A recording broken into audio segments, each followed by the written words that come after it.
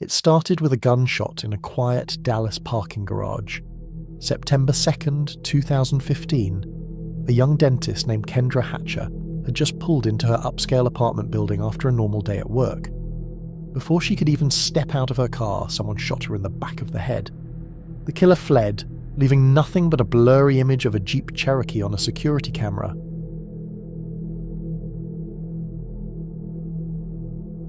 At first, no one had any idea why someone like Kendra, kind, smart, successful, would be targeted. But the deeper detectives dug, the clearer it became that this wasn't random at all. This was about jealousy, obsession, and revenge. Brenda Delgado grew up in southeast Dallas in a lower-income neighborhood. She was the second of 5 kids, smart, hardworking, and determined to make something of herself. She graduated high school in 2000 and dreamed of becoming a physician, but money stood in her way. So, she worked whatever job she could, at a dentist's office, a day spa, a florist. She was attractive and careful with her choices in men. When she dated, she played it safe. No flirting too much, no drinking too much. She liked going out to nicer parts of town, dressing well, being around successful people. She wanted that life. Then, in 2012, she met Ricky Paniagua, a dentist who was 6 years older.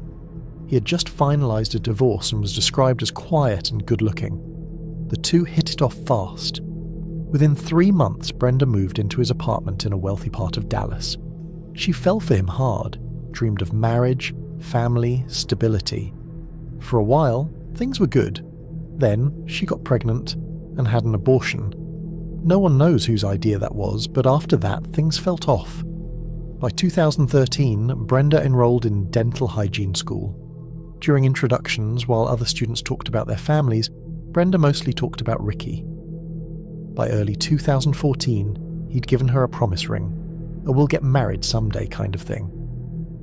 But by July, he broke up with her, and Brenda didn't take it well. After the breakup, Brenda spiraled. Her grades dropped, she withdrew from school for a few weeks, and her mood became unpredictable. Ricky, meanwhile, was moving on. He joined a dance class, and guess who showed up there? Brenda. At first, he thought it was just coincidence. They ended up dancing together again, laughing, reconnecting, and before long they were back together. Still, things weren't the same.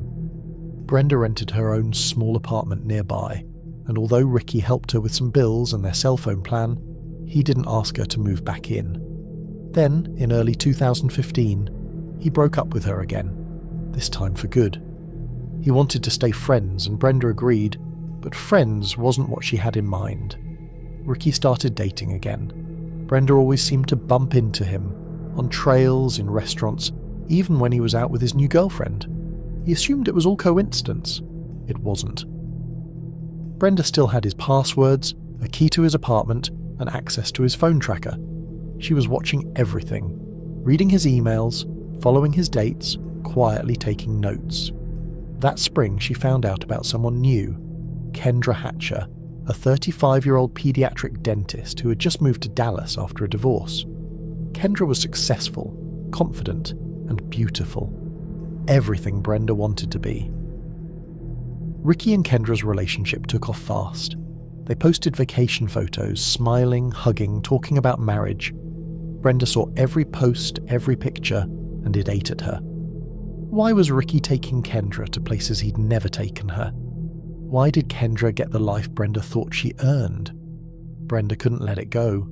On one date with a man named Roberto, she drove by Kendra's apartment building and just stared.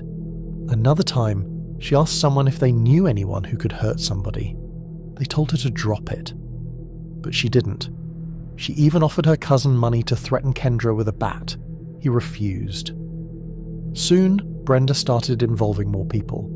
Her roommate, Jennifer Escobar, said Brenda offered her drugs or a car if she'd help get revenge on Ricky and Kendra, talking about comas, baseball bats, even hypodermic needles. Jennifer moved out, but her friend Crystal Cortez stayed in touch. Brenda told Crystal how badly she'd been hurt and offered her $500 to help with a plan. Crystal agreed. The two started asking around Crystal's neighborhood if anyone wanted to make quick money by killing someone. Eventually they met Christopher Love, a small-time criminal who was more than willing. Brenda told him she had connections to a drug cartel and offered $3,000 to join in. Christopher said yes and brought his own gun. By August 2015, Brenda had finished dental hygiene school. Ricky even texted her congratulations and mentioned that by the end of the month, she'd be off his phone plan. He was moving to California. Brenda assumed Kendra was going with him, and she couldn't stand it. They had a trip planned to Cancun on September 3rd. Brenda decided Kendra wouldn't make it that far. On September 2nd, Brenda spent the afternoon with a friend at the library studying, creating an alibi. Later, she went to a Chili's restaurant for dinner. Meanwhile, Crystal borrowed a Jeep Cherokee from Brenda's friend Jose, picked up Christopher, and drove to Kendra's office. They tried following her home but lost her, so they waited at her apartment complex. When Kendra finally arrived, she parked her car, stepped out, and Christopher shot her once in the back of the head. They stole her purse and drove off. The police quickly found blurry footage of the Jeep. When they released it, Jose recognized it right away. Brenda told him to repaint it and keep quiet. Instead, he went to the police. I saw it in the parking lot of the Gables Park 17 in the P1. They got cameras that come in and out of this place? Yeah, they're checking on it right now. Okay, did you see someone that was shot? Yeah, no, all I heard was screaming and then a loud pop, and then I saw her laying on the floor, and it was like red, like blood coming out of her neck. And her bones on the floor, her car door is open. I don't know what happened. She has a police badge on her sun visor. Watch where you step. Stay back over there for me, okay? Just to let you know, there's one homicide detective for the entire city tonight. He knows about this. Soon after, Crystal was brought in.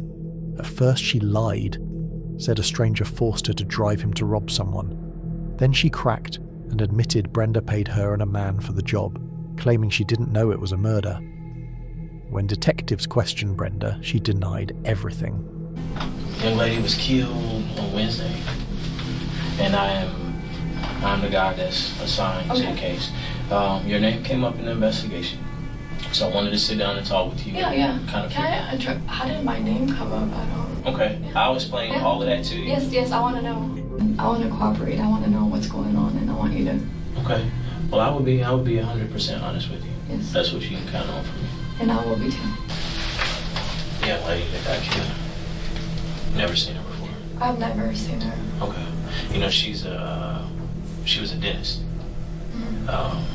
I don't have no idea who she is, who she's dating, the name. I have no idea. He just kind of said, hey, I'm seeing someone. All right. You said you had the receipt in your bag. Yeah. I can show you. Yeah, Over here. Yeah, let's get that. Yeah, of course. I thought I can give you other numbers. I can.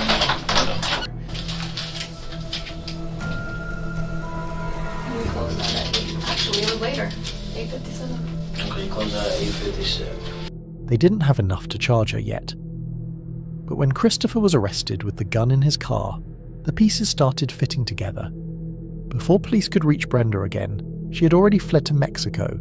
Brenda had dual US-Mexican citizenship, and it took 6 months before she was found. Mexico agreed to extradite her only if prosecutors took the death penalty off the table. They did. Crystal made a deal. 35 years in prison for her testimony. Christopher Love got the death penalty, and Brenda Delgado was sentenced to life in prison with no chance of parole. Brenda Delgado, please stand. The jury, having found you guilty of capital murder, it is therefore the order, judgment, and decree of this court that you be taken by the Sheriff of Dallas County and by her safely held for transfer to an authorized receiving agency wherein you shall be and transferred to the Institutional Division of the Texas Department of Criminal Justice, wherein you shall be confined for the rest of your natural life. Good luck to you, ma'am. Please proceed. That's how a promising dental student, someone described as kind, educated, and friendly, turned into a mastermind behind a murder-for-hire plot fueled by jealousy and entitlement. In her mind, if she couldn't have the life she wanted, no one else deserved it either.